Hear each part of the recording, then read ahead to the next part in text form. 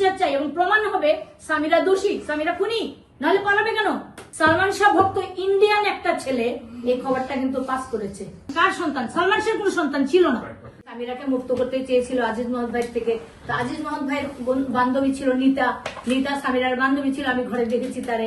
তারপরে আরো অনেক কিছু, এটা তো আমি বলতে পারবো না, আর যারা করিয়েছে তারা তো এটা কন্টিনিউ করবে যে এটা সামিরাকে তারা হেল্প করবে।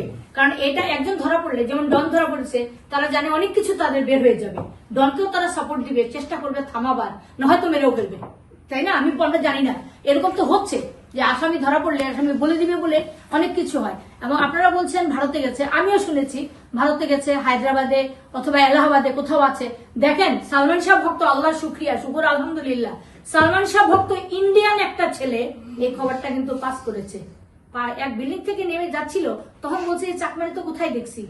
সে আমাকেও ফোন করেছে একজন, এখন ইন্ডিয়ান পুলিশ কিন্তু তাকে খুঁজতেছে। সে যদি ওখানে থাকে, সে সেখানে নিরাপত্তাহীন, সেখানে থাকতে পারবে না, তার লোক পাঠাই দিতে পারবে। কিন্তু একজন আসামি যখন কোনো খারাপ কাজ করে, আসামি সবখানেই তো, সর্বত্রই আসামি। আর সালমান শাহের মতো, সালমান শাহের মতো যারা ভক্ত মানুষ, এই ছেলেটাকে তো আমি চিনি না, ইন্ডিয়া একজন মুসলমান, সে পুলিশকে ইনফর্ম করেছে। কিভাবে গেল এটা প্রশাসন বলবে, সিআইডি বলবে।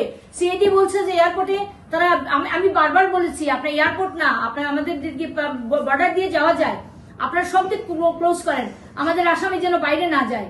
এখন যদি যে থাকে, তাহলে এটার জন্য প্রশাসন দায়ী, এবং আমি বিচার চাই এবং প্রমাণ হবে সামিরা দোষী, সামিরা খুনি, নাহলে পালাবে কেন? আমার এখানে হুমকি দেওয়া হচ্ছে। আপনারা জানেন যে ডন ধরা পড়ার পরেই আমার ছেলেকে মেরে ফেলার আমাকে বহু থ্রেট দেওয়া হয়েছে। এখানে আমি অনেক পুরানো কথা বলি। 96-এ আমার ছেলে মারা গেছে, 96 সেপ্টেম্বর, নভেম্বর ডিসেম্বরের দিকে আমাদের জাতীয় পার্টিরই একজন মন্ত্রী ছিলেন, যিনি আজিজ মোহাম্মদ ভাই সাহেবের ফ্রেন্ড, উনি আমাকে বাসায় আসছেন, আসা যাওয়া ছিল, উনি আমাকে তখন 100 কোটি টাকা দিতে চাইছেন। আপনি ভাবি, আপনার ছেলের জন্য একটা কিছু করেন, গরিব মানুষের জন্য কিছু করেন, আর আপনার বয়স হয়ে যাচ্ছে, আপনারা বাদ দেন এগুলা। তখন আমি বলছি যে ভাই, না আমার বলছি না আমি, যে ভাই উনি বুঝবেন, উনি বেঁচে নেই মনে হয়। বলে যে আমি বলছি আমার একদিকে 100 টাকা, 100 আপনি কোটি টাকা রাখেন, আর আমার ছেলেটার লাশটা এখানে এনে দেন। আমি জীবন তো চাচ্ছি না, লাশটা ইনটেক্ট এখানে এনে দেন। আমি 100 কোটি টাকা চাই না, ওই 200 কোটি টাকা আমার পাওয়া হয়ে যাবে। তারপরে কিছু না বলে চলে গেছে। এরকম টাকার হুমকি, আমাকে 10 লাখ টাকা চাইছে আমার কাছে। আমি সিলেট যাচ্ছিলাম, আমার ভাই কুমকুমকে নিয়ে গিয়ে আমি জিডি করছি, সেটাও প্রমাণ বারবার পেয়ে দিল। আমি ঢাকায় গিয়ে কিভাবে করবো? ঢাকায় আন্দোলন হচ্ছে, আন্দোলনকে রিপ্লাই দেওয়া উচিত সরকারের। বাচ্চারা মারা যাচ্ছে, এখনো হুমকি আছে, তারা যদি বিচার না পায় আত্মহত্যা করবে। 42 জন মারা গেছে, এখন যদি 2-4 জন মারা যায়, আমি কি করতে পারি? এটার জন্য সরকার দায়ী থাকবেন।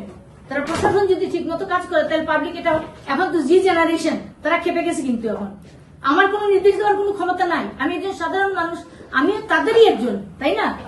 প্লিজ, আমি হাত জোর করে মাপ চাচ্ছি, আপনারা আমার প্রিয় এবং আমার প্রিয় বাচ্চার জন্য যদি কিছু করতে চান, বস্তুনিষ্ঠ কিছু করেন, যা সত্য তাই করেন। আমাদের দাবি আসামি গ্রেফতার হোক, রিমান্ডে নেওয়া হোক, সুষ্ঠু বিচার হয়ে এদের শাস্তি দেওয়া হোক। মামলাটা স্পেশাল কোনো আদালত গঠন করে দ্রুত বিচারে নেওয়ার জন্য আপনার কোনো আবেদন আছে কিনা? ভালো কথা বলেছেন। আমি এটা বলবো, এটা আমি সরকারকে অনুরোধ করব, এটা চাইলে এটা একটা রাষ্ট্রীয় মামলা, রাষ্ট্রীয় খুন, রাষ্ট্রীয় হত্যা।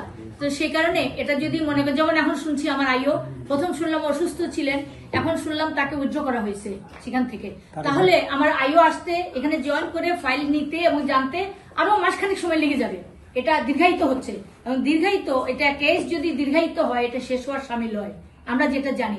তাহলে এটা যদি চাপা পড়ে যায়, তাহলে অন্য আসামি ধরা পড়লো না, ইন দ্য মিন টাইম তো অন্যান্য আসামি ধরা পড়া উচিত। আসামি পালাই যাচ্ছে, তাহলে কি মামলা শেষ?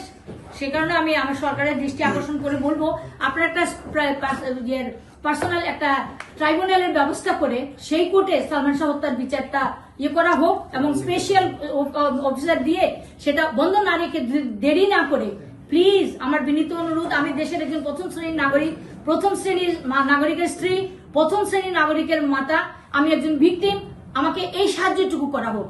আর আপনারা আগে বলেছিলেন যে আমার দেশের দরকার বেশি না এখানে দরকার বেশি।